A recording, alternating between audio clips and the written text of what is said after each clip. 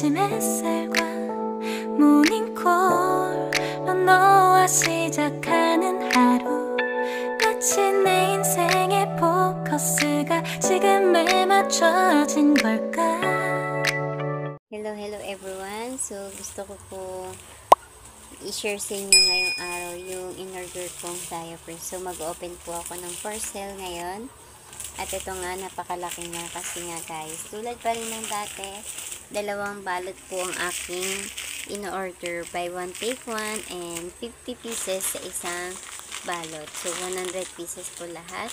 Mas mainam na rin po yung maraming stock na diapers si baby kasi ito po yung pang araw-araw na gamit ni baby. So, ang in-order ko guys is double XL na po ang aking in-order.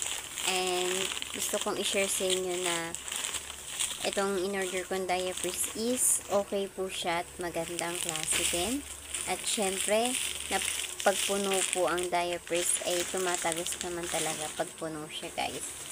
Pag punong-puno na siya, tumatagos. At magandang pong diapers itong na-order ko. Hindi siya nagkaka-rashes ng balat ng aking anak. At komportable din siya. At may pre-pang hanger na 3 piraso. So, okay siya sa akin para kay baby. At ito nga, isi-share ko sa inyo guys na sulit naman po yung mga gentong diapers kasi nababudget po natin yung pera para sa mga bata at hindi ka pa mauubusan agad-agad ng diapers. And may stock na si baby ng isang balot. And ito nga, ganun pa rin siya guys. Manipis siya. At pants pa rin po yung aking in-order. Garter siya guys na pants. And kung nakikita nyo to guys, ganyan siya kanipis at garter siya.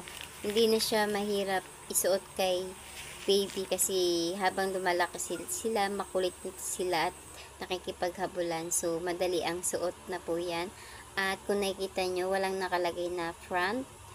At eto nga guys, yung tinuro kong square na itim, yan po yung harap niya. And kung walang ganyan, pwede yung ibase dito sa may garter, sa may kilid.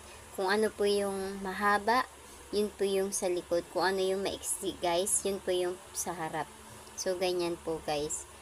Yan. At syempre, ituturo ko din po yung tamang pagtatapon ng basura. So, ito guys, mali po ito na ganito itatapon ng basura natin na diapers. Kasi magpupo siya ng mabaho ang basura at mabilis siyang mapuno. So, ito nga guys, ituturo ko sa inyo kung paano yung tamang pagtapon ng diapers sa basurahan. So, iro-roll po natin siya una. At kung may nakikita kayong guhit, yan, binabakbak ko siya yan guys. Binaklas ko siya ng dahan-dahan. Dahan-dahan para hindi masyadong mapunit. At i-fold po natin siya. Ibabalot po natin siya sa diapers. Babaliktad natin siya para mabalot po natin. So, ganito po yung tamang pagtatapon ng diapers para hindi po siya maalingasaw at syempre para hindi agad-agad mapuno ang basura.